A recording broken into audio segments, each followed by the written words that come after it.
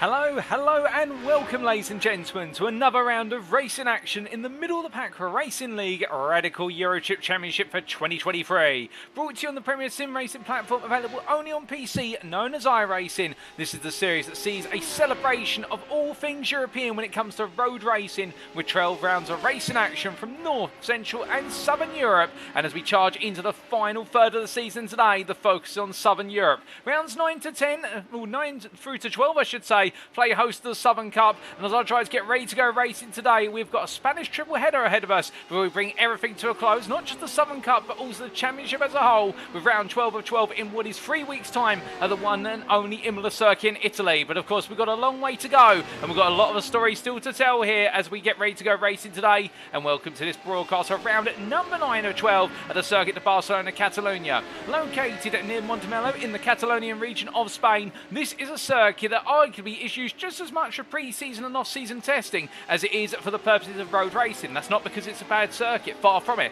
If anything, this is argued one of the best all-rounder circuits on the European continent, with a wide variety of corner sequences, straights and everything in between, and that's why this circuit regularly plays host to GT3 and Formula 1 testing, particularly Formula 9 in the winter season, and arguably it's been one of those circuits which many have said should we remove it from the calendar as a result, given the fact that drivers are too far acquainted with the Spanish circuit. Well, thankfully it's on the calendar of most major international series, and it remains on the calendar for the Radical Eurotrip Championship 2023. And as we get ready to go racing today, we welcome you all to this live broadcast, which is a post-round broadcast for your viewing pleasure, which does mean that whilst we bring you all the racing action as if it were live this fine Saturday the 18th of November 2023, the racing actually occurred on Wednesday the 15th of November earlier in the week.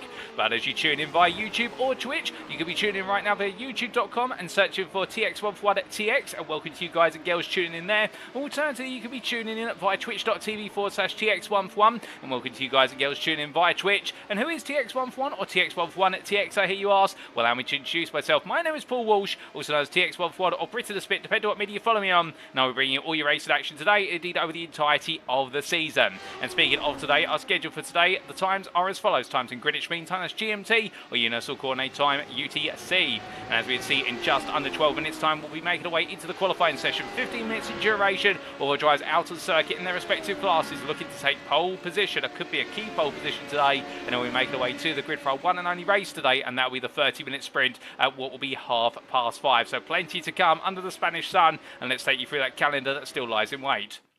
For as we can see, we now make our way into the final third, as we mentioned earlier. We started all the way back on the 6th of September with the Northern Cup, which was the Belgian doubleheader that started with rounds 1 and 2 at Spa-Francorchamps and Circuit Zolder. But after the 13th of September, we charged away over to the United Kingdom for another doubleheader in the form of the British country. And we saw Brands Hatch Grand Prix Circuit playing host our drivers on the 20th of September. An absolutely brilliant round for a multitude of reasons, and perhaps the most notable being Ilya Speaker taking the first ever non-pro overall win in the middle of the pack Racing League Series since 2022, or at least that's as far as my history goes back to. And round number 4, which followed, unfortunately also saw a historical moment, albeit not for the reasons we wanted it to. It was the first unforeseen cancellation of a round in the middle of the pack Racing League Series, as far as I can remember. But still, we missed round number 4, and therefore we didn't get to see our drivers take on Silverstone Circuit on the 4th of October. But then we got to see our drivers come back after the first mid-season break for the Central Cup. And that began with round number 5 out of 12, with the Red Bull Ring Circuit in Austria playing host on the 11th of October, after which we charged away over to the Hungaroring Ring, aptly named after its host country Hungary, for what was the 18th of October and our second sprint of the Central Cup. And then we wrapped up our sprints in the Central Cup with a visit to Germany for the one and only Hockenheimring Baden-Württemberg Grand Prix Circuit. On the 25th of October there we got to see our drivers exchange paint just as much as they did places. And in round number 8 last time out was a visit to France for the one and only Le Mans Historical Circuit. And there we got to see our drivers charge down the full length of the Mulsanne, no filter whatsoever with chicanes put in place, and what a dramatic race it was on the 1st of November, and particularly at the front of the field, where it all seemed to be going the way of DNA Motorsports until the final lap saw what was the DNA Motorsport pair to go for a spin, coming out of what was none other than one of the late corners on the circuit, albeit its name escapes me right now, and with Jason Landry sitting right behind. In the end, it was Jason Landry who brought on home the win after chasing after like Satana Bill for so long. Indeed, what a way for the race to end, and we still got plenty more to come today as our drivers get set once again, and not to forget Jordan Butler as well, being part of that two-way pair of the DNA Motorsports pair of Tatana Dibble and Jordan Butler, and both of them having that spin in sequence, and Landry coming on through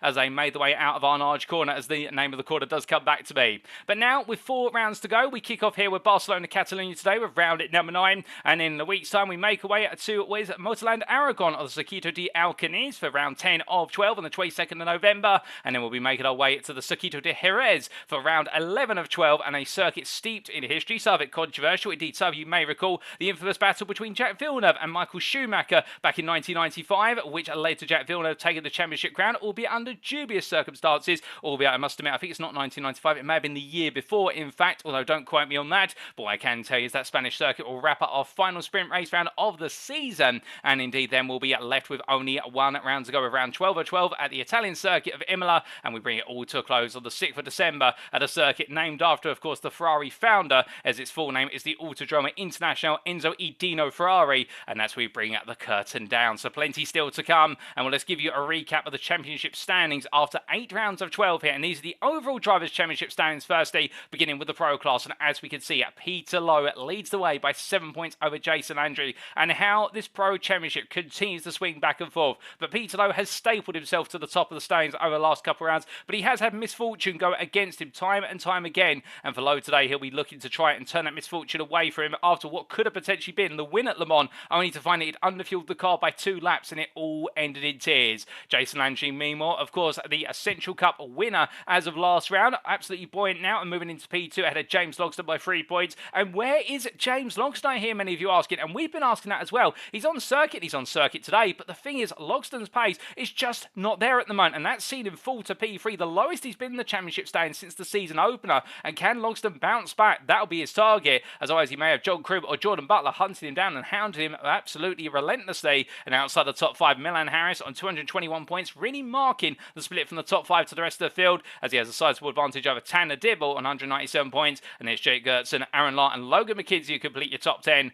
with Mika Hendricks of 53 points behind in the best of SP 11 position, and Franz Washington completes the championship standings. And then going on to the Prime class.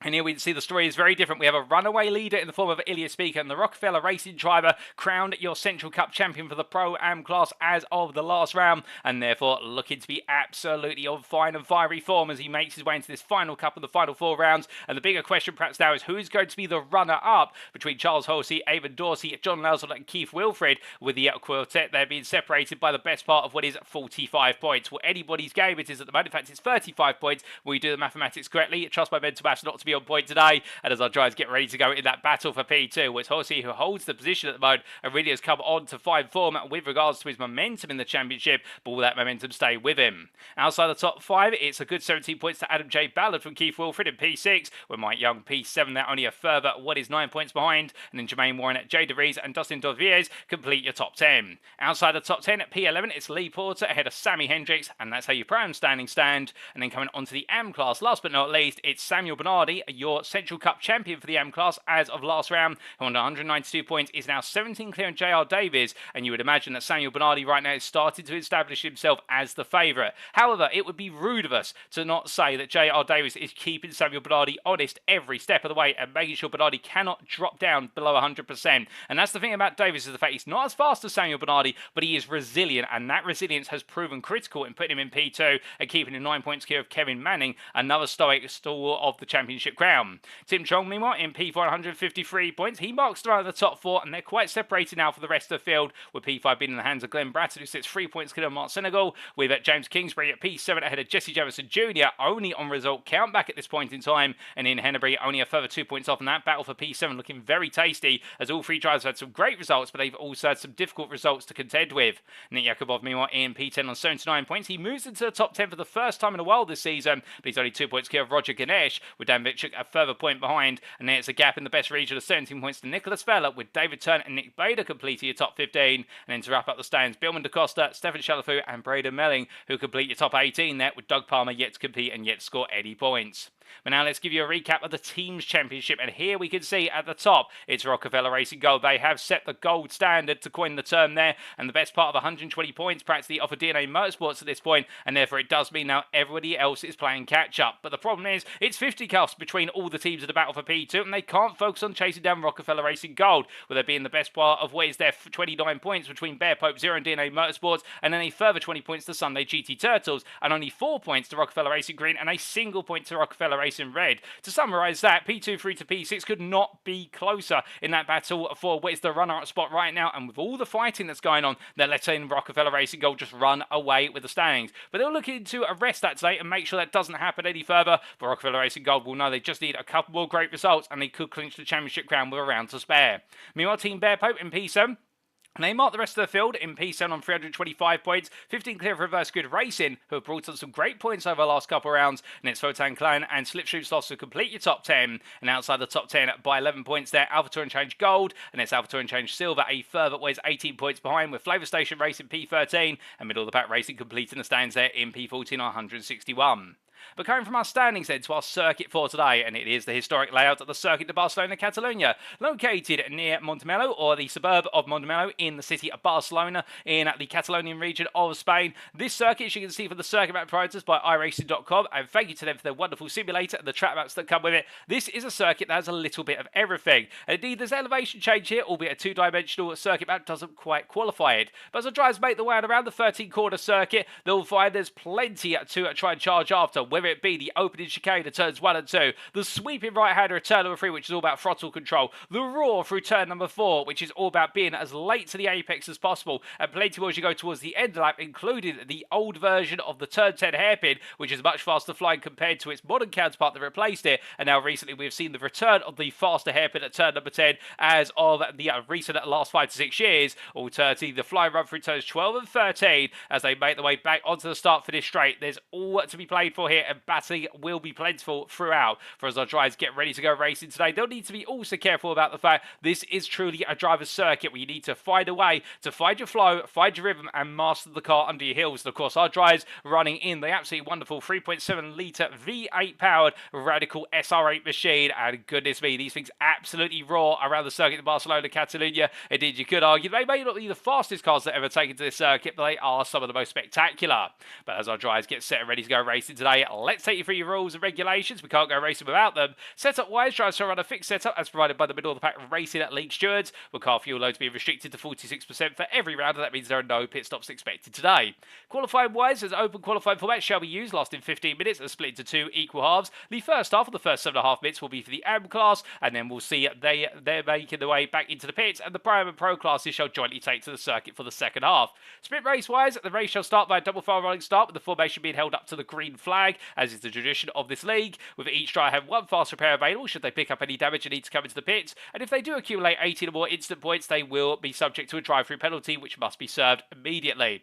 Now, should there be a major incident at the race start, we may see the deployment of the safety car at the discretion of the live stewards, but otherwise there is no risk or prospect of a safety car being deployed during the race. It's only at the race start should we see an absolutely cataclysmic collision. But with that, ladies and gents, that's enough rules, regulation, everything in between. You're all here for the racing, so are we, and well, let's look to our pictures now as our drivers get themselves set and parked up there. He's one of our Central Cup champions of the former Samuel Blarney, the Rockefeller Racing red driver in the AM class, just keeping it cool there and getting it ready to go. And well, he's currently the fastest in the AM class in this final practice session. And will that translate into qualifying? Well, given the fact he does have a sizable gap there on the best part of 4 attempts, I think he'll feel confident that it's coming his way. But meanwhile, this man making his way on around for Rockefeller Racing Gold, he's lighting up the timing towers right now. It's John Chrome in the number 45 here in the Pro class, and he really definitely, since the start of the second half of this season, has found a lot of pace in the car. Has picked up a win this season, and a crazy statistic for you, ladies and gentlemen. In 8 rounds, we have seen, I do believe, no less than 6 winners. It's staggering, and that's overall. But right now, we're heading our way into qualifying, and with that, we'll be right back, ladies and gentlemen, as we do get set to go.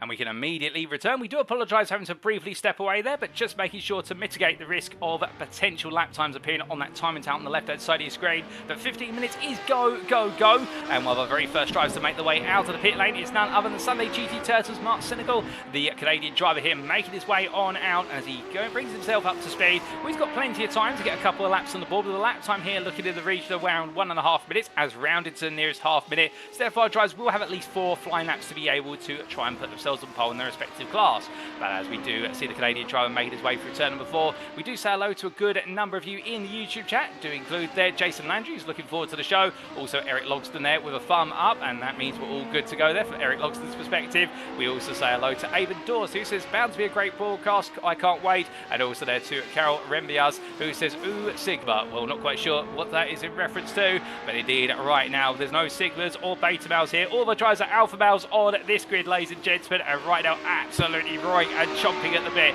to be able to get the maximum possible points. And do remember, of course, this is an overall drivers points championship and split into classes, so what it does mean is that our drivers are all encouraged to go for the highest possible qualified position in the qualified session, and therefore also encouraged to go for the best possible finishing position for the races. There's no winner score. If you win in the AM class but you finish P20, your score is subject to where you finish overall on that grid, and therefore everybody wants to be the overall winner of each and every race. And we've only ever seen so far in the last 2 years one non-pro winner overall in a race, and we saw that this season at Brands Hatch by Ilya Speaker. And as he makes his way through, we say hello there to Samuel Bellardi and also Milan Harris, with Samuel Bellardi saying more gas, less brakes. We've got to use quite a few brakes around this circuit, but I'm liking the thinking there, Samuel. And Milan Harris saying let's go Rockefeller indeed. Quite the Rockefeller Racing contingent on this grid. But meanwhile we look to one of the members of the Bearpoke contingent here in the form of Ian Henneberry as he makes his way onto his first flying lap. And the Bearpoke driver right now getting himself set up here and really did come alive at the Le Mans circuit. It must be said, the 237 driver.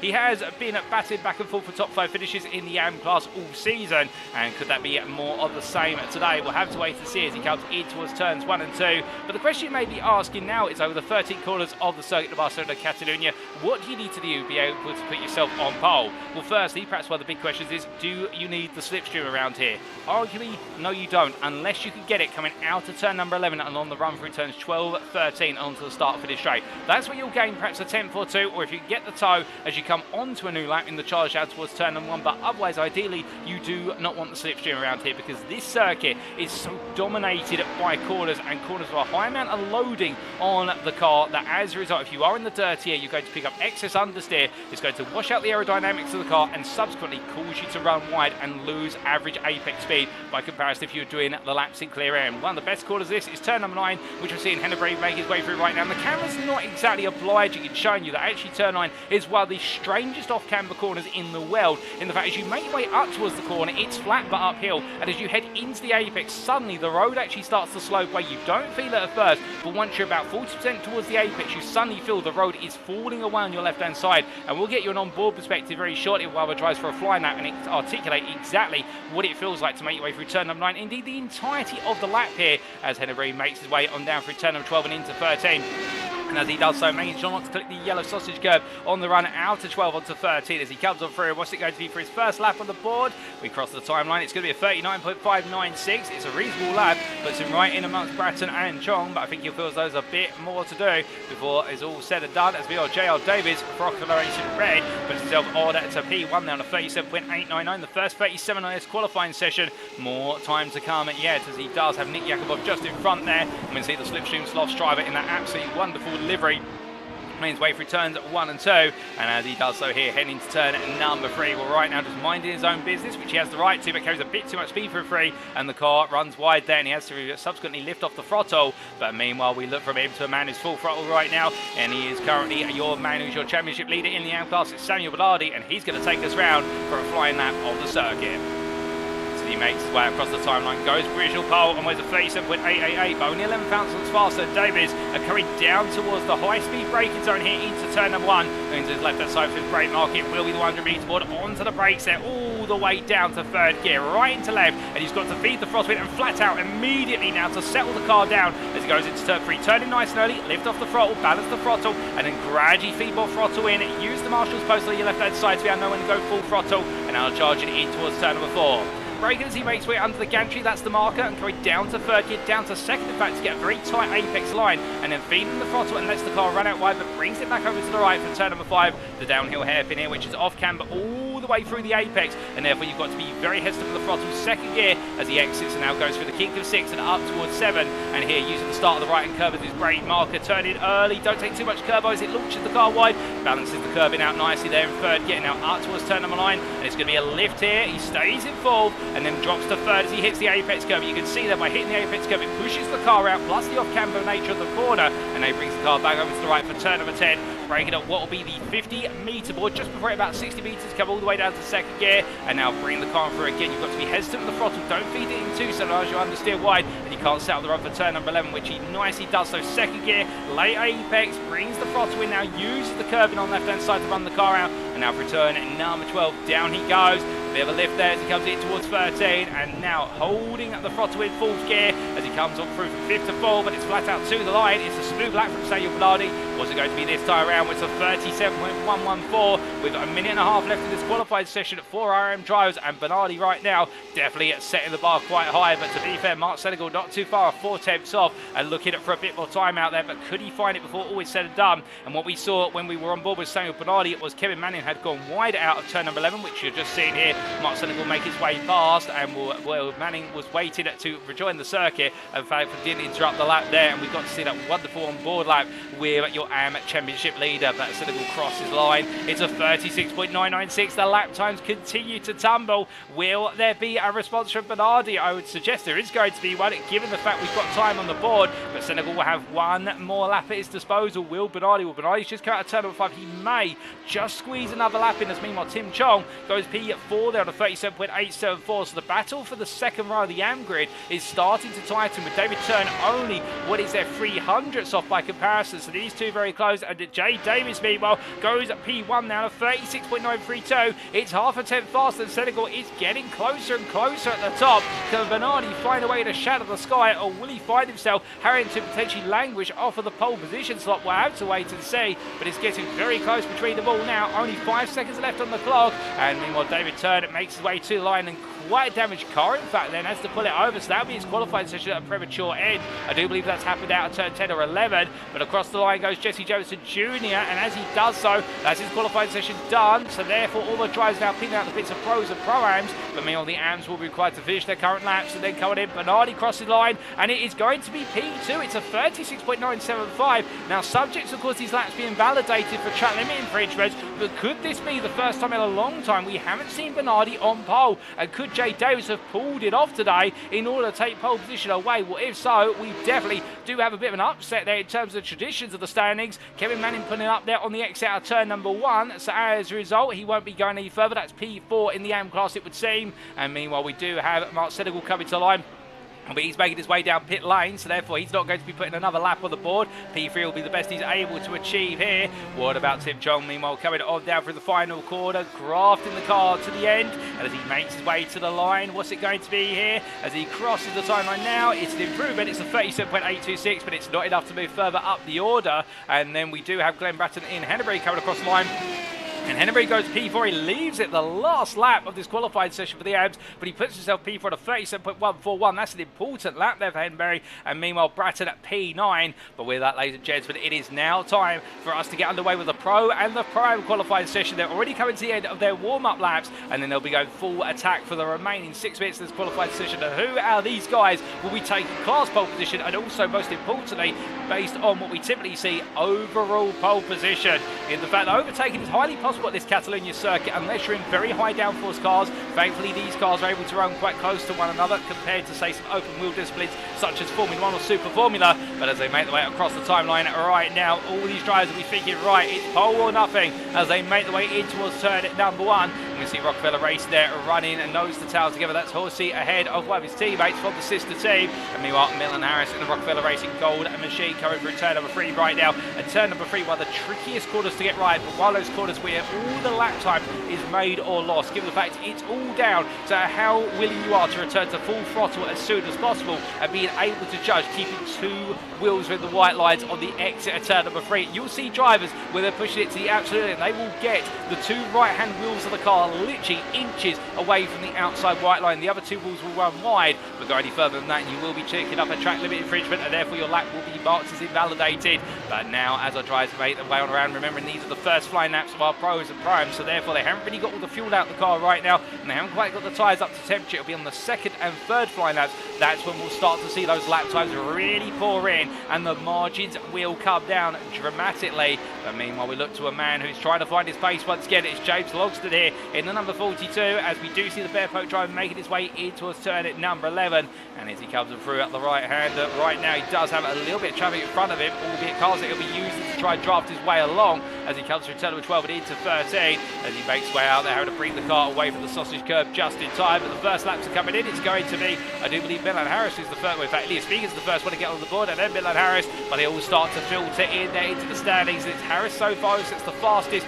The initial lap there of 37.112 puts him P4 overall, but more still to come here before all is said and done, as they make the way on around. And as they do so, well, meanwhile we look to Keith Wilfred here. Wilfred heading down towards turn at number 1, onto the brakes very shortly. Can he find a bit more time? He's currently P20. I think this might have been more of a setup lap rather than anything critical. Jason Landry goes P6 to 37.258, that being off camera, but Landry definitely trying to go for quite a mark here, trying to carry on from where he's left off at Le Mans. As they make the way up through turn number 3 and up towards 4, will mean while we look to Jordan Butler, the DNA Motorsports driver, heading in towards what is turn at number 4, and as he goes underneath the gantry there, and as he does so in number 72, absolutely kicking himself. Indeed, DNA Motorsports absolutely furious with how things ended at Le Mans. And well, the one thing we have seen this season, and we always do seem to see it with DNA Motorsports, it seems to be a part of their trade, which is you can never rule them out in the season, particularly in the second half of the season. They come on so strong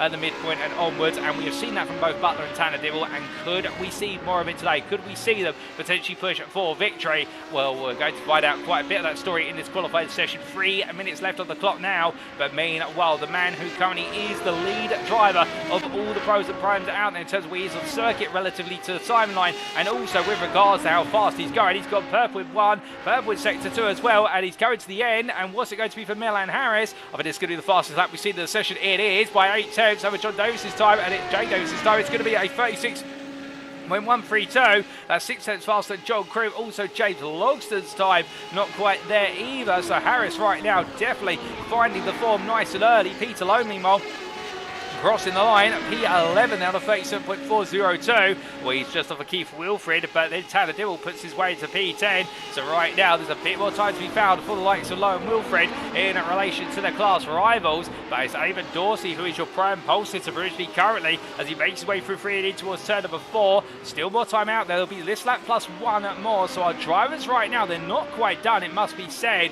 And well, as they continue to push on, Milan Harris is the man to beat. There's no doubt about it. 4 tenths faster than anybody else, and it's Jason Landry who's the second fastest here. As we look at Landry, the Sunday GT Turtles driver, coming out of turn number 3 and up towards 4 he goes, but as he heads in towards the braking zone here for the very difficult late apex turn of 4, and as he comes out of it now, and you can see that the car almost oversteering around, almost coming loose on the rear end, and such is the speed you want to carry under trail braking to apex. You're drifting the car through there when you're carrying the right amount of speed, and it is a very challenging car. The Radical at the best of times, but even more so when you've got to push it to the absolute limit. And well, one man right now is absolutely storming here is James Logston. He's got Purplewood sector 1, Purplewood sector 2. Can he pull off a bit of a miracle? We've got a car spinning round now. I believe that may be Elias Speaker who's got it very wrong right at the close of his qualifying lap, and if so, that is going to be tantamount to difficulty, as we do see Logston coming to line then. What's it going to be for Logston? It is going to be P2, just ahead of Joel Crow, but 400ths off of Harris's pole time. Elias Speaker goes P4. Meanwhile, Eamon Dorsey improves to P6, but it's not enough now to come back at Speaker, who becomes your prime pole sitter as they make the way on down here. There's Speaker for reference. He's followed above Logston and Chrome, but meanwhile more time still to come, including Tanner Dibble, who now shortens the gap to Harris's pole time to 2 tenths to 36.345, but there's Logston between the two of them, and Jason Landry makes it a 36.128. He's only 3 thousandths faster, but it's a thousandth or a whole second. Winning's winning, as they say, and right now Jason Landry is the man who's winning in this qualifying session with only 20 seconds left on the clock. And can anybody now find a way of beating Landry's time? Or can Landry find a way of improving his own time? Remember, everybody right now is on a lap. The only driver who will not be on a lap is Sean Noble, as we do see Noble making their way out of the pit lane and in towards turn at number 1, and the Silk Cut Jaguar privateer machine right now making its way through. I think just getting a warm-up lap in here, but we started from the back of the field, as will Dominic Ford and also Jake Gertsen, with Gertsen not being able to get a qualified time in. So therefore, these guys right now definitely have got the hard job to do from the back of the field. But meanwhile, we look to the man who's at the front of the field here in terms of going around qualified, as we've had a spin, I think, for John Kroom. That's Kroom in the gravel trap there at turn number 11. He's parked turn number 10. He's just parked up. Jason Landry, the same, has gone for a spin. So Landry pushing too hard. Could this be Logston's opportunity to come back as he makes his way? No, he decides to peel into the pit. Logston not happy a lap. I presume there might have been a track limit infringement towards the end of the lap, but Logston comes on in, and that may end the qualifying session here, given the fact nobody else is improving enough. Peter Lowe comes in as well. We have got a couple more drivers coming to the line. Can anybody find a bit more improvement whilst all is said and done here? Well, as he makes his way on down across the line, it's going to be Butler improves to P6 to the 36.500, Hosey to a 36.985. That's P13 for the prime driver. Harris, meanwhile, does not improve in the end, and that is qualified complete, ladies and gentlemen. It's Jason Landry, subject to confirmation, who is going to be your overall and pro pole sitter, and then P7 overall is going to be your prime pole sitter of Ilya Speaker, with Avon Dorsey alongside on the full throw of the grid in the battle for the Pro-Am win. And then we can see in the AM class, it's going to be Jay Davis, who has snuck a lap in at the close of the AM session, and he will be taking AM pole P11. So as a result, ladies and gentlemen, as we do see there, Dibble putting on a bit of a spectacle for the fans in terms of lighting up those rear tyres and getting some smoke going. Charles Hussey just calling the car down right now, and we are only moments away from going at racing. But this is, I believe, the closest qualified session we have seen all season from our top 3 drivers. The good point raised there by Jason Landry. So close between top 3. The top 3 separated by 4.5 hundredths. You could cut the tension with a knife. That's how close it is. And Tanner Dibble being what is 2 tenths over the top 3. Still, that is only on a single lap. And Dibble, we know, has very strong race pace based on what we've seen over the last couple of rounds. So don't count him or John Kroom out. And indeed, that top 5 right now looking very, very tasty in the run towards turn number 1. And in the prime class, will Speaker and Dorsey together, separated by 1.5 tenths. If Speaker's form carries on from qualified, he may be able to run away with this, but Dorsey won't want to let him. But without further ado, there's enough hypothesizing. It's time for us to head to the grid. So as our drivers make their way onto the grid, this is how they'll line up for round number 9 of the Middle of the Pack Racing League Radical Eurotrip Championship 2023. Jason Landry is confirmed as your pole sitter in the overall and pro category for Sunday GT Turtles at 136.131, and separated him from Milan Harris, who starts P2 for Rockefeller Racing Gold, 3 thousandths between the two of them. It's going to be a run to turn 1. James Dogson starts P3 for Bearpo on the second row of the grid, joined by Tanner Dibble for DNA Motorsports. Behind them on row, what is number 3, we do have the pair of John Kroom for Rockefeller Racing Gold and Jordan Butler for DNA Motorsports. And then we have your 2 prime drivers, starting with your prime pole sitter of Ilya Speaker, who's P7 for Rockefeller Racing Gold, and sister team driver Rockefeller Racing Green, Avon Dorsey, lines up P8 alongside. To complete the top 10, it's Peter Lowe for Bear Pope 0 and Keith Wilfred for Rockefeller Racing Red, and then behind them on what is row at number 6, Best the Rest P11, and your Ampole sitter with it, J.R. Davis for Rockefeller Racing Red, just managing to outrun Samuel Bernardi to pole position for Rockefeller Racing Red in the end by the best part of what was half a tenth there, I should say, and J. Davis taking a well-earned pole position in that one as the 2 teammates will square off in the run towards turn number 1.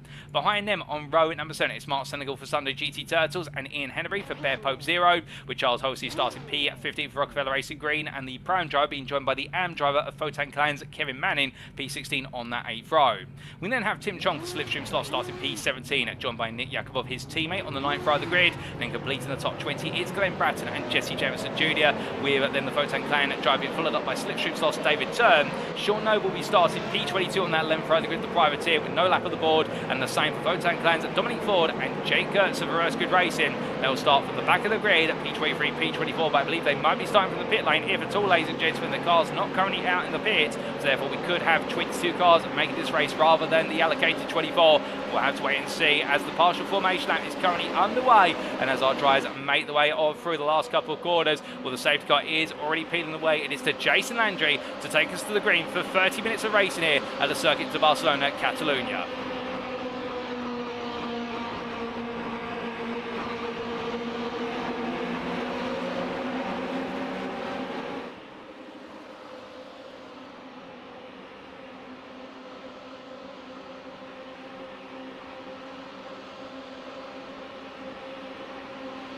And it's lights out and away we go for round number 9 of the championship as Landry has a slow start. Mill and Harris immediately on the charge as they make the way down towards turn number 1. But it's a very long run here as they aim towards the braking zone. Everyone's scattering 2, 3 wide as they come down. Look at Tanner Dibble on the outside. They're trying to go around the outside, can't quite find it as we got James Logston side by side with Jordan Butler as they make the way from through the corner and as they charge their way up through turn number 3 right now. With Butler making progress on Kroom, we should correct ourselves and try to go around the outside, can't quite find it. Meanwhile, further on down as they make their way through turn number 3, car running wide there. Nick Jakubov losing the rear of the car, meanwhile collected there, I do believe. What was the car? Jesse Jameson Jr., but looking from towards the back of the field, back up towards the front of the field as they make their way through turn number 4. Everyone started to go line astern now as they come down towards the breakings over the turn 5 hairpin. But difficult start for Nick Jakubov. There's a lock-up in front of speaker by Jordan Butler. Behind them, Jesse Jameson Jr. side by side here. The lock-ups are plenty from drivers here on cold tyres and cold brakes as they make their way through turn number 5. No anti-lock braking system for these cars. It's got to be done by hand and man as they make their way in towards turn number 7. Further lock-up in front now. I believe that might be Kevin Manning, who's had a bit of a slow run through turn 6 into 7.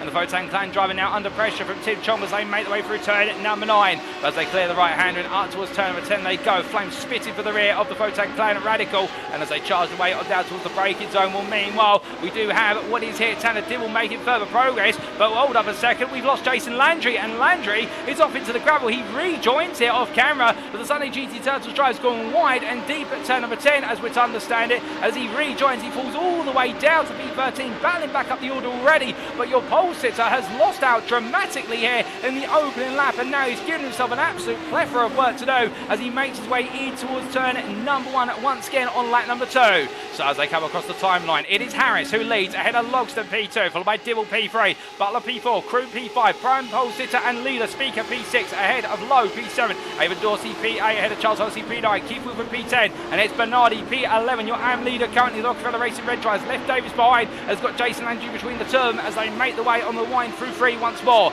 As they charge the way up the hill they go, and through the long right hander, everybody now starting to settle down into a bit of a battle as we see Mark Senegal under some pressure here as they make the way in towards the next braking zone. He does have Ian Henneberry and Kevin Manning for company. Manning having to go defensive, offensive in terms of making sure that Manning can't look up to the inside, but in return also try and look for the move here versus Senegal. As they come out of the corner, Senegal is now looking around the outside in return of Davis. They come down to the anchors, no way through between these guys. They make the way on down. Meanwhile, I'm hearing we've had an incident for Jesse Jefferson Jr., who's had to be towed to the pits off camera. And as they come in towards turn number 7, will mean, well, there has been James Logston as well, who's had a bit of a moment at turn number 5. He's dropped places and he's now got on the inside. And we're looking up the inside, that's Avon Dorsey who tries to make the move, can't quite find it. In fact, it's a spin for Logston at turn number 5, as we now reliably been informed. And as a result, the Bear Pope driver here loses some places early on, but now the hunt as he falls behind sister team driver Bear Pope 0 of Peter Lowe. But as they come out to turn at number 10 and in towards 11, meanwhile, it's going to be 3 wide here almost as they make the way up the hill in towards 11. That's going to be Henneberry looking around the outside of Senegal. On the inside, he's got Davis, and Davis losing ground, losing places here as they make the way on through the right hand. And Henneberry right now continues to push on here. And I think Ian Henneberry fancying his chances of what is a second place, if not the win today, with Samuel Bloody already 1.5 seconds up the road from this group. But right now, Mark Senegal under pressure as they make the way onto lap number 3. And as they charge away across the timeline, you can see in the distance over here, Henneberry getting closer and closer. Senegal having to defend in the middle of the road. He's thinking about, does he bring it all the way across? Henneberry goes to the move. He's going to go for all the brakes here. There's no doubt about it. But Senegal could use the wider line to outbrake his rival.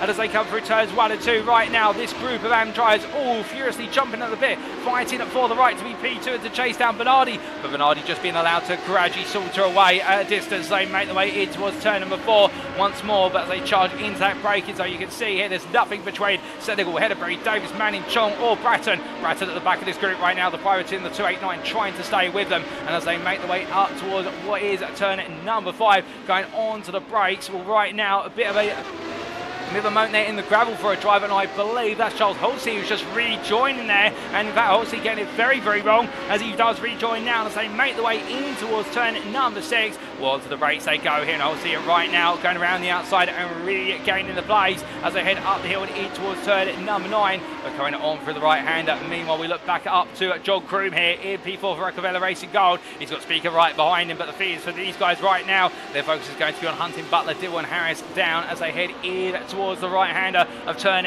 number 10 and in towards 11 they go, but no way through at the moment. Indeed, I think everyone just settling in for the ride here as meanwhile David Turn battling his way up the order. Slipstream's lost driver after a difficult start to this race, but now making some further progress as he overtakes Glenn Bratton for what is P7 in the AM class or P18 overall. And as they come downhill for turn number 12 into 13 they go. Well, Bratton's still right there and with him as they make the way through the right-hander and onwards they go, charging it up to full throttle once again. But the thing for Bratton right now is he's 3 tenths away in the tow. He will gain gradually, but I don't think he's going to gain enough by the time they get down towards turn number 1 to look for a potential move, and in fact he's going to have to wait. But meanwhile, one driver here who's not being made to wait is Jason Landry. He's just found his way past the drive behind him of David Dorsey. Now back up to P8. Landry is absolutely soaring his way back through the field. You can understand why. Galvanised, I think, by the fact they lost out the lead versus Melon Harris. We didn't quite catch it on camera with regards to the overtake that was made. We just missed it as we've been informed. And then Landry ended up in the gravel at turn number 10. So right now, with 7.5 seconds between him and Harris, he's trying to come back as soon as possible. But the thing is, catching is one thing, passing is another. His next target is Peter Lowe, and you can understand if Peter Lowe's not going to be obliging.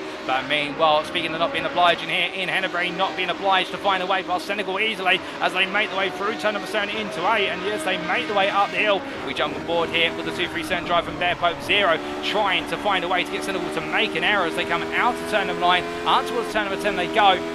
And on the charge here in the tow, right now 2 tenths of the separation between them and Hennebury, having to back the car off there as they go in to the elongated turn 10 hairpin. Through the long left-hander they go, and well, the problem is right now that Hennebury's close enough to think about a pass, but it's not the right place to go for a pass. Now getting a better run through turn number 11 initially, but you notice that by taking the tighter entry line into the corner, he has less rhythm as he makes his way out. Meanwhile, Senegal having the better run of the two of them as they come through 12 and into 13, but Senegal going quite deep there. Hennebury doing very well to offset the dirty on the front of the car. This is going to bring nice and close. This is the perfect position for Hennebury to try and look for a mover as he gets closer. Now only a tenth between the two of them, half the straight still to go. Peels out to the inside. He's going to have to commit to this if he wants to get it done. On your left is Hennebury, on the right is Senegal. Onto the brakes they go, and the 237 driver is going to commit, but will Senegal be able to hold it around the outside to inside of 2? He does. It's side by side as they exit, but Hennebury's still there on the inside into 3. He makes sure to get the car fully alongside as they come through. Senegal's got to take the widest circumference, and as they make their way through the long right-hander, it's not over yet. As they make their way up towards turn number 4, this is the battle for second place in the AM class, and as they come onto the brakes, it's 4. Hennebury up the inside. Can Senegal cut it back?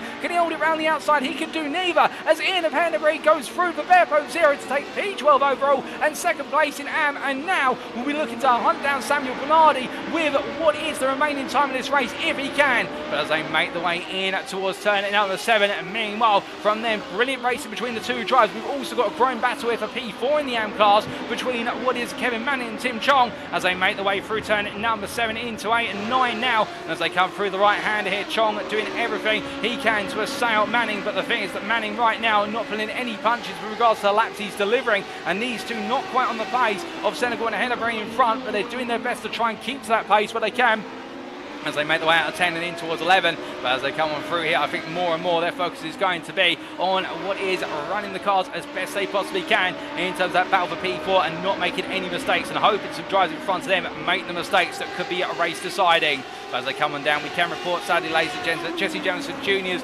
incident earlier on has seen him have to retire the car, and therefore we're not going to be seeing Jamison Jr. on the circuit for the remainder of this race as we're to understand it, and therefore we are down from 22 starting now to 21 cars still running this race. But Chong meanwhile running close to the rear. Manning here as they head in towards turn number 1. He's going to go for it, and we could see a parallel here between Senegal and Hennebury only moments to go, but Chong not able to find the moment. In fact, Manning going much deeper into the corner there, I think catching everybody by surprise with how deep he went, and still got the car through and gaining 3 tenths as a result of that run.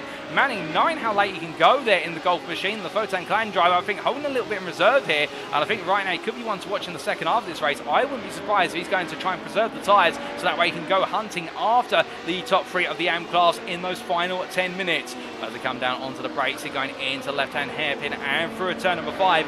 Meanwhile, we do look back up to Butler in P3. Jordan Butler for DNA Motorsports here, losing some pace off of Dibble and Harris. In fact, the pace differential being 2 tenths to Dibble and a further, 2 tenths, so 4 tenths in total to Harris on the average lap as they make their way in towards turn number 10. But the one thing that is staying in the mind of Butler is the fact that he has got John Kroom, who is constantly buzzing behind him. You can see Kroom there, also James Logsdon, and Logsdon trying to come back now in that hunt for a podium spot here after losing some places early on, losing 2 places in fact, and now on a mission to try and reclaim them before all is said and done. But we are now in the phase of this race where the drivers are starting to focus more and more on just the consistency and delivering the laps, so the battles might start to subside for a bit But you can imagine, ladies and gents, as we get towards the final 10 minutes of this race, that's when the battles really start to come alive once again, and that's where we have the questions such as who's protected their tyres the most. That is going to make the difference in terms of how the race pace starts to play. But meanwhile, one man who's not looking at it, he's just seen the red mist right now. He wants another place, and who can blame him? He's looking up the inside into turn 1. It's Jason Landry trying to look for a move on Peter Lowe for P7. He can't quite find it right now, but he's definitely made his intention clear, which is he's coming through shortly, whether Lowe likes it or not. But can Peter Lowe keep him behind? And we know that Lowe is one of the strongest defensive drivers we've seen on this grid in the pro class. They make the way in towards turn number 4. Through the right hander they go, and as they do, Lowe right now keeping Landry at bay. But I think it's a question of when, not if. Landry can get alongside as they head into 5, and as they do, Landry trying to nose the door open there, but Lowe knows how much he can play with in terms of the width of the car and exactly the rules of how much overlap is required, and Landry as well backing out respectfully. And it's great to see two drivers who are masters of their craft, knowing exactly how much they can push one another's limits or push each other's buttons. But meanwhile, from that, we've had a mistake from Kroom as he's made his way on through the right hander at turn. Well, in fact, that's not a mistake from Kroom, that's a mistake from Jordan Butler. Butler's got it wrong at turn number 9. Kroom and Logsdon through, but Butler's trying to come back. Butler's going all in on the brakes here as they come into turn number 10. Logsdon, I don't think expected it. He's opened the door up just in time, but as they switch back into 11, look at this return from Logsdon going back on the inside and saying, no, I've taken that place fair and square, you're not having it back. And Butler in return, one mistake out of turns 8 into 9 has cost him it's lost him 2 places, and as a result now Butler finds himself P5. Ilias Speaker, your prime leader, just behind, and Lowe and Landry are closing on this as well as new fastest lap race set by Tanner Dibble, a 36.060, 4.5 tenths faster almost than Harris, who's the leader. So right now Tanner Dibble coming on strong, and the battle here to be inside the final podium position of where's the pro and overall categories could not be more intense. As they make the way off through turns 1 and 2, a mistake there from Lowe, meaning that he's gone deep and he avoids the sausage curves to avoid damaging the suspension of the car. That's going to let Landry go, and Lowe in the end wilted to a degree of pressure from Landry as they make the way out of 3 and in towards 4. It's an easy mistake to make, to be fair, under heavy braking into turn number 1. And if we look at Samuel Bernardi here, he wants top 10 overall, and he's trying to hunt down with Keith Wilfred, his teammate, albeit across 2 different classes here. The Am driver chasing down the Pro-Am driver, and I think right now saying to Keith, he might be on the radio saying, look, can you build up the pace please, otherwise I might be coming through very shortly. But I have to wait and see if that's what happens in practice, as meanwhile David Turn has gained another place. In fact, he's found his way past Kevin Manning, and we have lost Mark Senegal. Senegal's dropped a long way down the order, as we're to understand it. I think there may have been a bit of a coming together between the 2 drivers. Alternatively, they've had 2 very close-knit incidents, because David Turn has jumped up to P4, and right now the Slipstream Sloth driver, well, he's definitely making progress. I'm not quite sure if it's Sloth-like progress, but I can tell you one thing, he is absolutely charging up the field. He's currently P4 Am, and he does have the best part of 4 seconds to Tim Chong in P3, but still there's time to go, and right now Turn could be the man who could get himself onto that podium. I do believe it would be his first ever podium finish in the Am class of this season if he could make it a reality. As he comes out of turn number 10 and up towards 11, on the run he goes through the right hand, and new fastest lap of this race, Tanner Dibble once again, but Harris does respond. James Logsdon sets the first 35 here today, a 35.960, that's a new fastest lap, and he's the only driver to put a 35 on the board so far. He is in the toe, but to be fair, let's not let that distract from the fact that James Logsdon right now is also trying to put a message down, which is I want to be on that podium. But John Kroom right now, the man between him and that podium finish, with what is Dibble and Harris the best part of 3 seconds further up the road compared to these two. So I think Harris and Dibble, unless they make mistakes or they lose a significant portion of their pace right towards the end of this race, I don't think they're going to be seen for too much in terms of this battle for P3. But meanwhile, this battle for P3 is well and truly alive, as while we look back to Jay Davis for a bit of chasing after Glenn Bratton, the Rockefeller Racing red driver, still trying to make a bit more progress here after what has definitely been an up and down race for the 208. It was a pole position and has very quickly turned away from pole position to fight it to get inside the top 5. But as they come down to the braking zone, that's going to be a mistake from Bratton, going very deep at 4. And as they come on out, it's going to be Bratton who defends on the inside into 5. Davis looking around the outside. Well, he's got 2 options here. He can commit to the outside, or he can commit to a cutback. He does the latter, but Bratton's wise to it and just simply holds the position for now. Takes an actual race in line as they build the speed up towards turn number 7. It's a short run there, and we can definitely see that Davis really hugging the apex curve, trying to offset the dirt. Yeah, and that's a car pointing the wrong wrong way meanwhile, as Charles Halsey gets himself back and right in the right direction. With Rockefeller Racing at green driver with an error there, coming through turn number 7 into 8, and again now having to try and recover from that. As we look back to the battle between Bratton and Davis. You see there Bratton breaking a bit too deep into 10. It's going to be Davis on the inside here as they come on through, and now into the right-hander 11. Bratton's going to be on the inside, and the door's firmly shut in his face by Davis, who sees he's ahead and gets it done there, looking in the mirrors, and takes over what is P6 in the M class, P16 overall. But meanwhile, looking from them back to the battle for third place overall, and as he goes on towards what it turns at 1 and 2, John Kroom still holding on here. But as we ride on board and look back from the rear of the 45, well, there's one. Oh my good lord! And Kroom goes round, and the car just completely comes loose. And my goodness, there was no hesitation for James Logsdon to carry on going. But I thought at one moment we were going to be seeing Logsdon coming straight through the rear of Kroom's car, not to be. But there, Kroom just getting a bit too eager with the throttle pedal versus the steering, and as a result, now Logsdon's up into P3, Butler's up to P4, and this man Jason Landry is back inside the top 5 and continuing to roar his way into this fight. And I think right now Butler's going to be looking in his rearview mirror and wondering where on earth has this number 5 come from. In the fact it dropped a long way down the order, halfway into the race. It's already back within 6 seconds of the leaders as he makes his way through turn number 9. But as they come through and up towards turn 10 they go. Speaker right now still there as well, but in his Speaker, you can imagine if you could give him a bucket of popcorn and plump it down on his lap in that seat, he would be grudging eating out. He'd be enjoying the spectacle in front of him, but of course he's got to focus on the driving here. But the point is, he's in the ultimate popcorn seat view for this battle for the final spot of the pro podium, and he doesn't want to get too involved in it, but I think he wants to stay as close as possible to it in case he can sneak a place off of them come the end of this race and gain some more overall points, and therefore give himself a greater opportunity of wrapping up the championship early. But as they make their way through turn number 13 right now, well, so fast as they're racing around here, it's making me forget the numbers of the corners. And as they head down towards turn number 1, Speaker definitely just holding firm. But meanwhile, looking to the front of the field, from one Rockefeller Racing at try to another, the leader from Rockefeller Racing, Golden Milan Harris, has been caught up to by Tanner Dibble. And well, you can see these two are well in a world of their own at the moment, but this world of their own is coming closer and closer together. And well, with the gap now down to 4 attempts, I wouldn't be surprised if we start to see a potential move from Dibble, who definitely has measured the pace of this race. And then we look further back here to James Logsdon with Jordan Butler and Jason Landry, and it's Butler who's under the pressure from Landry, and well, these two are rivals who go back many a year, it must be said. But right now as they head down towards turn number 5 in their continued rivalry, it's going to be Butler defending on the inside. Landry backs off early, Butler goes deep. It's a classic cutback move from Jason Landry, and now he's got all the rights to the inside into turn number 7. I think this is said and done unless Butler can pull off something incredible around the outside. Well, in the end, he can't do it, and as a result, it's Landry who takes P4. He's still got Butler there. It's not over yet, and Landry will need the better run out of 9 up towards 10 to be safe, and the gap is 2 attempts. Now, is that enough? That's the question. It may be, it may not, but you can see Butler's thinking about it. He's trying to throw the dummy there in terms of just poking the nose out and say, am I going to do it? Am I not going to do it? And Landry in the end 9, if he was to go from a dive from that distance, it would be tantamount to being a severe talking to in the stewards room after the racing, and therefore Landry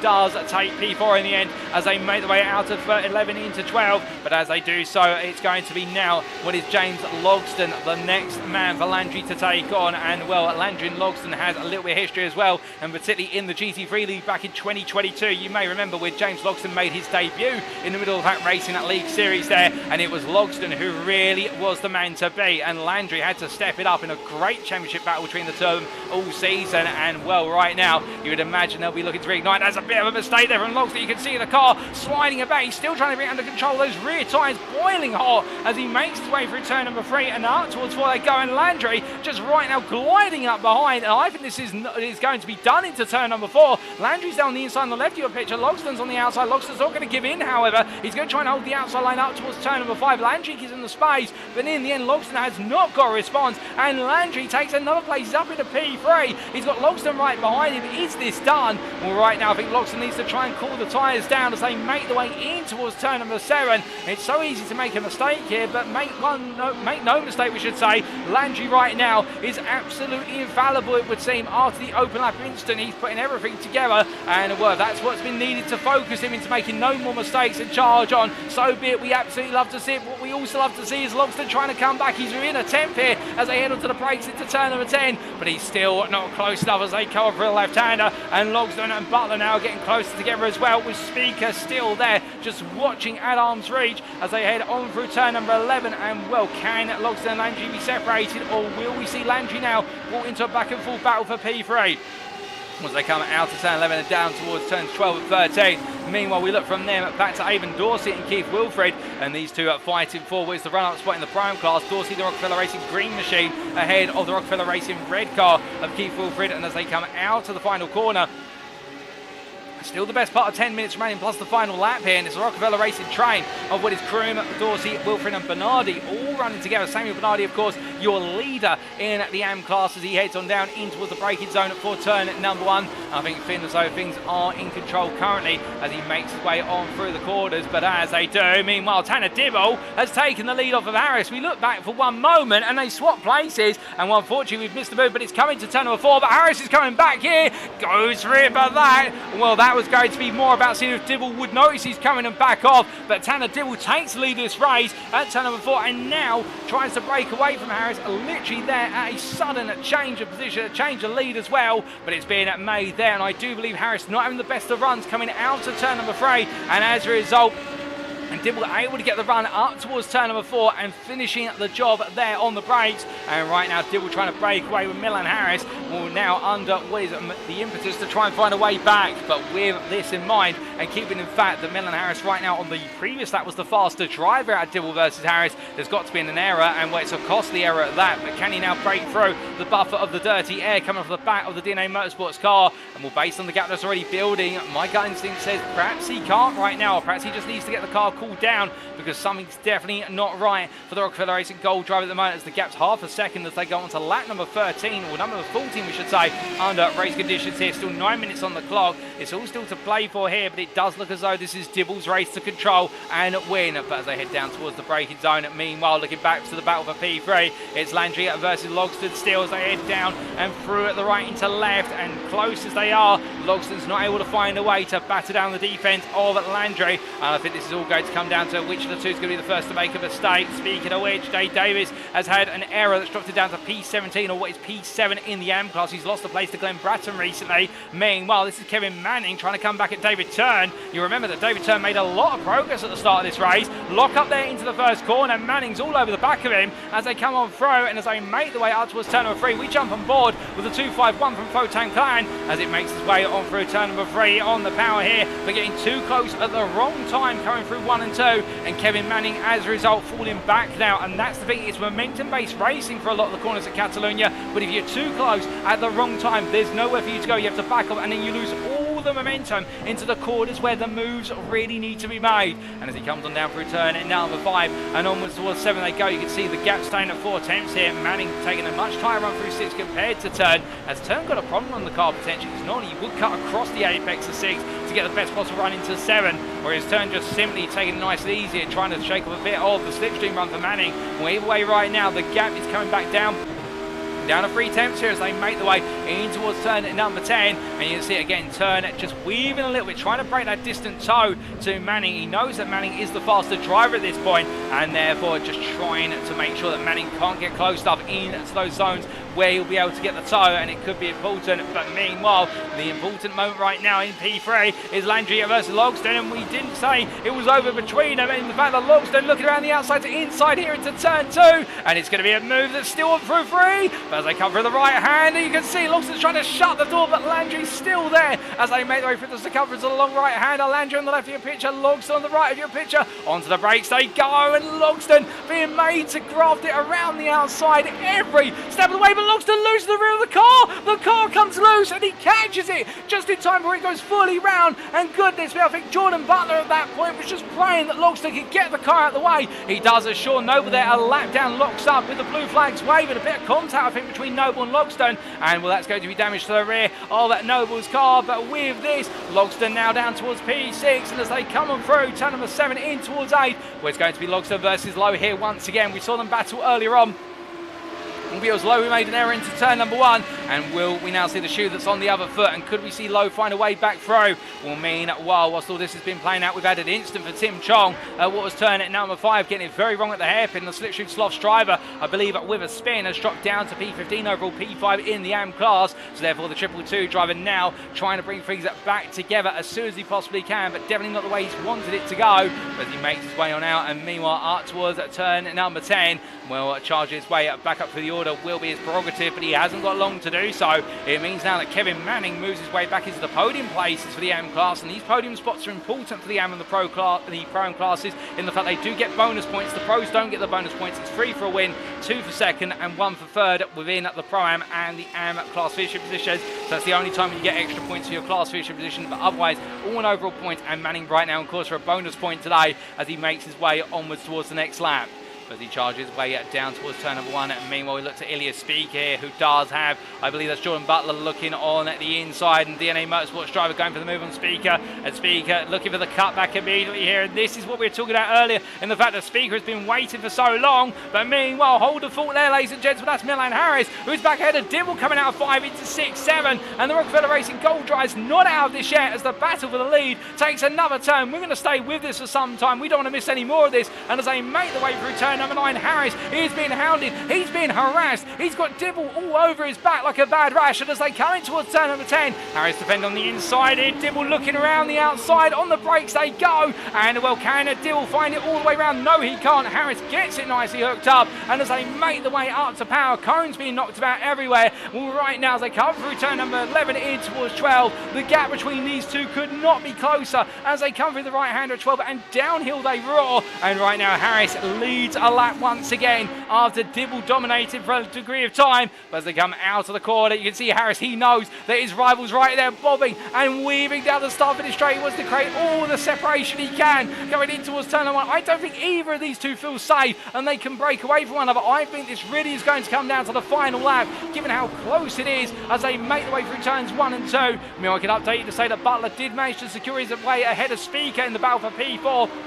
With Speaker backing off at 2/10 points, we will be keeping an eye on that in the distance as well with regards to who's going to be your fourth place finisher overall, and will the Pro Am driver be able to find a little bit more progress. But Harris there now bringing it through turn number 4, and as he does so, you can see there Dibble it just falling back to a degree. 6/10 is now the gap as they make their way down to turn number 5, and I think Dibble just pushing a bit too hard perhaps on that previous lap in terms of trying to maintain the lead and then losing it, and as a result now having to bring the car back together. But still 3.5 minutes to go plus the final lap of this race. And doing a quick bit of mental mathematics, we've got 3 more laps of racing here to go, including the lap they're currently on. And as they head up towards turn at number 9, Dibble definitely falling back to a degree. But again, I think this could all be a build-up before we do get onto that final lap here. And I think Dibble just taking the time to analyse what's happened so far, to look at what Harris is doing right now, and then put it all together and recognise, okay, this is how I'm going to get the move done.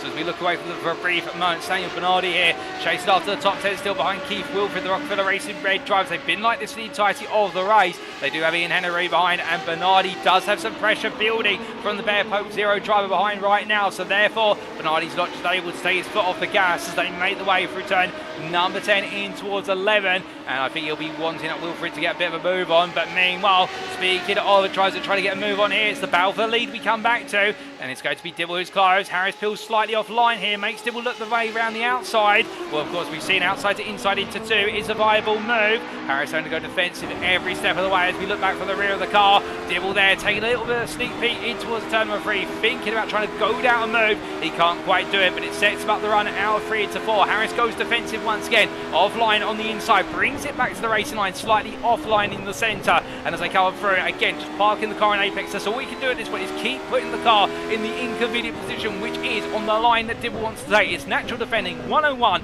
which is if you're there and your rival's trying to come through, they can't, as always, they're going to run into you. But as they make their way towards turn number 7, the thing with this style of racing is the more and more Harris does it, the more he'll heat up the brakes, the more he'll cook the tyres, and that's where Dibble wants to be. He wants to get into Harris's head. He wants Harris to constantly be offline, taking all the pace out of the car and putting himself in more and more vulnerable positions. And as they make the way out of turn number 9, here's another example. Harris on a 4 run as they make the way towards turn number 10. Dibble's going to be looking for the move. He can't quite find it, however, as they make the way, but it's going to be running deep for Harris. And as he does, there's contact between the two of them. Harris tries to turn in, but in the end, Dibble's there, and Dibble takes the lead with 1 more lap to go after this one. Less than 1.5 minutes on the clock now, and it's a mistake that's going to prove costly. The gap is up to 9/10, and Dibble just needs to pace himself for 1 more lap round. He won't want any heartbreak compared to Le Mans, that's for certain. And as he makes his way onto the final lap, the white flag will wave here. It's a charge for 1 more time at the Catalonian circuit as they head down towards turn number 1. And right now, Harris 8/10 behind, trying to close back up once again, but it's a long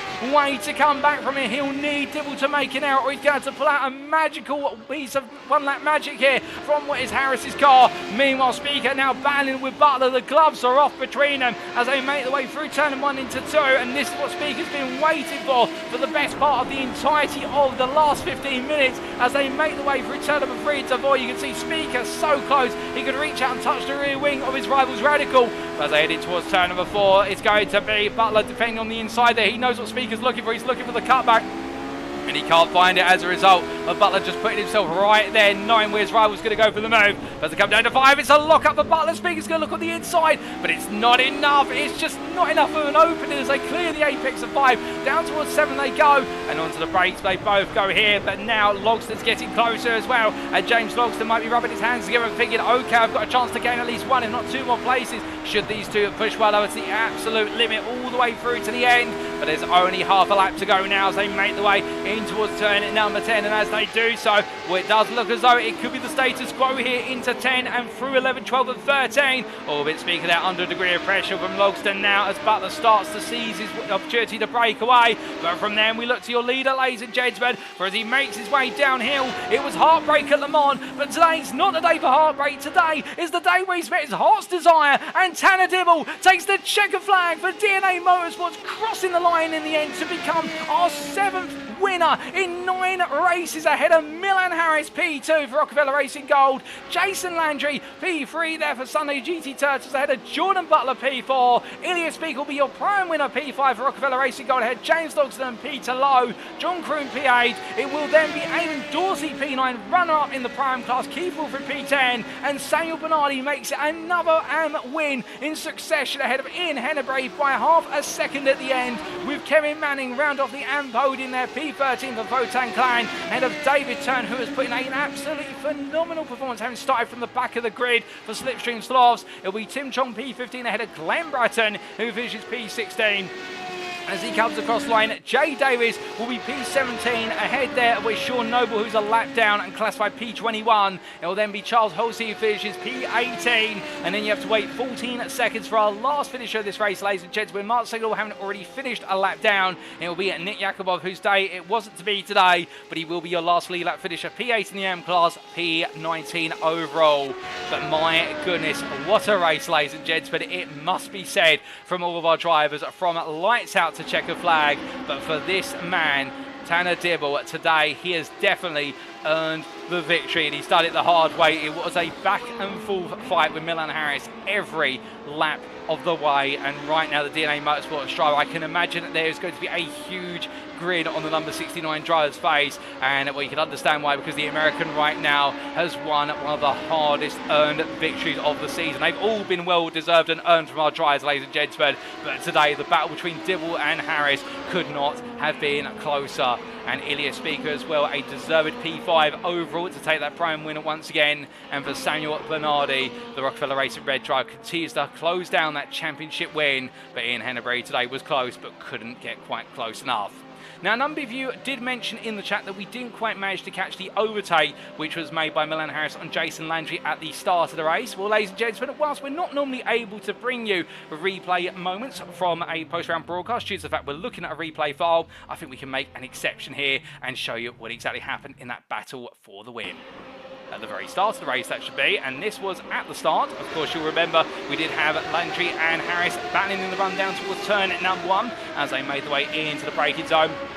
And it was there Harris trying to look around the outside of Landry as they came on down, but in the end Landry holding the stronger line into that open braking zone, and fantastic racing from all of our drivers as they made their way through. Everyone safely through the opening corners as they all wound their way up through turns 2, 3, apart from Nick Yakubov, who of course had that spin coming through turn number 3. But as we focus back up towards the leaders here, we can see everybody started to make their way back into line astern formation. And then as they came on through it a little bit later on, that's when things got a bit more challenging for Jason Landry in particular, because there was a bit of a battle here coming down to turn number 5, and it was side by side with Jason Landry having a bit of a snap oversteer moment on the corner exit, and that was how Harris managed to make his way up into the lead, and Landry chasing after him moments later. Well, we're going to follow it all the way out towards turn number 10. As we did see Landry try to come back here versus Harris in the run out of 9, It wasn't to be there with what was James Logston also close behind here. But as they charged away through, Harris going defensive. There was then Landry looking to try and make the move, but locking up under braking, and the car going straight on to the gravel. So there you go, ladies and gents. So that explains the moment that we did see right at the start of the race, but we didn't quite catch it on camera, but the battle between Harris and Landry into turn at number 5, and Harris taking the win, and then everything else that followed. But now, as we just wrap up the racing from today, what a day of racing it has been, no doubt about it. And well, we return to your live pictures, and as we do with Samuel Bernardi right now making his way into the pit lane, let's take you through those race results subject to Eddie Stewart's inquiries. And as we can see, after 30 minutes of absolutely fantastic racing from our drivers here at the Circuit de Barcelona-Catalunya to continue the story of the Middle of the Pack Racing League Radical Eurotrip Championship 2023 and commence the Southern Cup. Tanner Dibble, your race winner for DNA Motorsports by just shy of 8/10 at the end over Milan Harris Rockefeller Racing Gold, but the margins were much closer, it must be said, but a costly error from Milan Harris in the end, leading to that gap falling down. And well, I think the tyres on both drivers' cars are gone, and that's how they finished in the end, but nothing between them, and therefore both deserving a huge round of applause. But the same could be said for third place man, Jason Landry, third place overall on the pro podium for Sunday GT Turtles, fighting his way all the way back through the order from outside the top 10 after that open lap mistake into turn 10 and the gravel trap, and coming home P3 for Sunday GT Turtles. 3 seconds clear of Jordan Butler for DNA Motorsports, who for today the pace wasn't quite there, but still doing very well to hold off Ilya Speaker to the line, and Speaker being your prime winner, P5 overall for Rockefeller Racing Gold, and continue to hunt down that Prime Championship crown. And if he picks up the win next time out, I believe it's not going to be enough to take the crown, but it will mean in round number 11 he just needs to finish the race and take it. Such is the dominance we are seeing from the 106 driver. James Logston at P6 there for Bear Pope, and a challenging day today, a 1-point battling for the podium, perhaps even the win, but then falling short towards the midpoint of the race and having to sit for P6 ahead of Bear Pope Zero's Peter Lowe, and a difficult day as well for Lowe, not quite there on the pace much like Logston. I think Bear Pope will definitely have to go back to the drawing board and get ready to go on the offensive as of the next round. And then we can see John Kroom P8 for Rockefeller Racing at gold, ahead of Avon Dorsey, your runner-up in the prime class there for Rockefeller Racing at green, ahead of sister driver for Rockefeller Racing red, Keith Wilfred P10, and wrapping up that prime podium of what was Speaker, Dorsey and Wilfred, another Rockefeller Racing at prime podium 1, 2, 3. Samuel Bernardi continues the trend of Rockefeller Racing cars with the red driver there taking the AM win at P11, not quite able to find a way past his teammate of Wilfred, but I think holding position long enough to make sure that Ian Hennery was not able to find his way through for the win in the AM class, but instead the Bear Pope Zero drive finishing P12 and behind his rival. Kevin Manning, P13 there, and a great drive from the Photon Clan driver, fight his way back up the order after an early error and fight his way onto the third place spot of the AM podium that consists of Bernardi, Hennebrey and Manning, with the Slipstream slots pair of David Turner and Tim Chong both putting in great performances today, particularly David Turner, who made his way from the back of the field through to the fourth place spot in the AM class, P14, and Chong as well to recover from that spin at turn number 5 that's enabled him to finish inside the AM top 5. Glenn Bratton, P16, the privateer at the Rockefeller Racing Red's Jay Davies, a difficult day today for the 208 driver when it was looking to be on such good form after that pole position in qualifying, but still he's bucked the trend of Bernardi pole positions. Can he do so again in round number 10? That's what we'll be looking for. And then we can see Charles Holsey, Nick Yakubov and Mark Senegal completing at your top 20, ahead of Sean Noble, P21, and we should point out that both Mark Senegal and Sean Noble finishing a lap down out of our 21 finishers. So Nick Yakubov, your last lead lap finisher in P19 there for Slipstream Sloths. But behind it, Noble, we had the 3 retirees, including Jesse Jamison Jr., who was only able to turn in the end what was 1.5 laps before an unfortunate early retirement for the Photon Clan driver. And we didn't see go to the grid today Dominic Ford, alternatively Jake Gertson, both drivers having difficulties with their cars and not able to make it to the grid.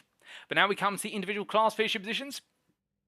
And as we can see in the pro class, Tanner Dibble taking the win for DNA Motorsports ahead of Milan Harris, with Jason Landry wrapping up the podium there, and behind the Sunday GT Turtles driver, Jordan Butler, who earning the right to be at the best of the rest in the class. Then it was James Logston P5 ahead of Peter Lowe, with John Kroom and Jake Gertson completing the standings, Jake Gertson being the sole retiree from today in the class. And then we come to the prime class. And the 3 bonus points will go the way of Ilya Speaker for the win in the Rockefeller Racing Gold Machine, 10.3 seconds clear of second place finisher, and 2 bonus points for Avon Dorsey for Rockefeller Racing Green, and then 1 bonus point for the third place finisher, Rockefeller Racing Red of Keith Wilfred there, only what was 7 tenths behind, well 8 tenths in fact, come at the finish. Charles Halsey P4 for Rockefeller Racing Green, and then 1 lap down for the privateer of Sean Noble, with Dominic Ford having that unfortunate retirement before making it to the grid. We then come to the AM class, last by no means least, and as we can see here, Samuel Bernardi on the top step once again for Rockefeller Racing, but only 4 attempts between himself and Bear Pope Zero's Ian Henneberry, and Kevin Manning completing that podium there for Photon Clan. The Slipstream's last pair of David Turner and Tim Chong round off your top 5, and there was a further 7 seconds to Glenn Bratton with Jay Davies, an unfortunate day today, P7, and then Nick Yakubov, your last lead lap finisher, P8 for Slipstream Sloths, with Mark Single finishing a lap down for Sunday GT Turtles, and Jesse Jamison Jr., that early retirement at 1.5 laps in for Photon Clan, the sole retiree of the AM class. But that concludes all of our racing for today, ladies and gentlemen, and what a set of races it has been. I must admit right now, I'm absolutely speechless with how the tempo has turned at the Circuit de Barcelona-Catalunya, and it would not be fair to say that the tempo hasn't been there for the opening 8 rounds of the season, but if this is what the Southern Cup's going to be like, we are in for the ultimate treat to wrap up the run of the Middle of the Pack Racing League Series for 2023. But of course, all that and more is to come, but it does bring an end to our racing for today, and it is time for us to wrap up.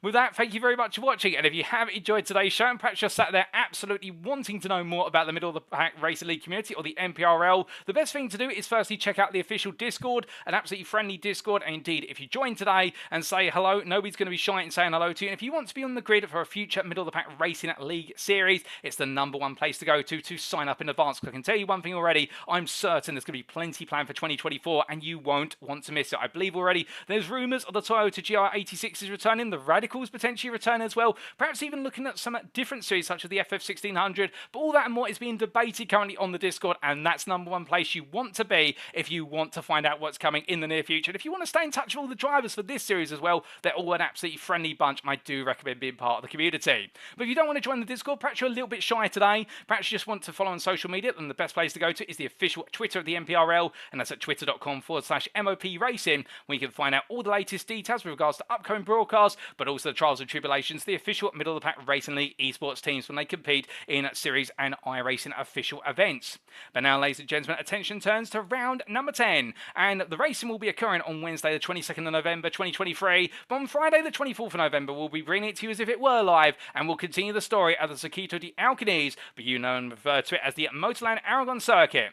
It's going to be a circuit which is all about technical craftsmanship, with overtaking, challenging, and plenty of winding corners, even a Spanish equivalent of the American corkscrew corner at Laguna Seca. It's all to play for with 3 rounds to go, and it could not be tighter with regards to the pace of drivers. But how will it all go at Motorland Aragon? Only time will tell. You need to be there on Friday the 24th of November. But until then, we've been Middle of the Pack Racing League. I've been your host and commentator, Paul TX141 Walsh, also known as Britain Spit, depending on what media you follow me on. And until next time, remember to stay safe, stay well, stay smiling, but most importantly, remember to stay on track.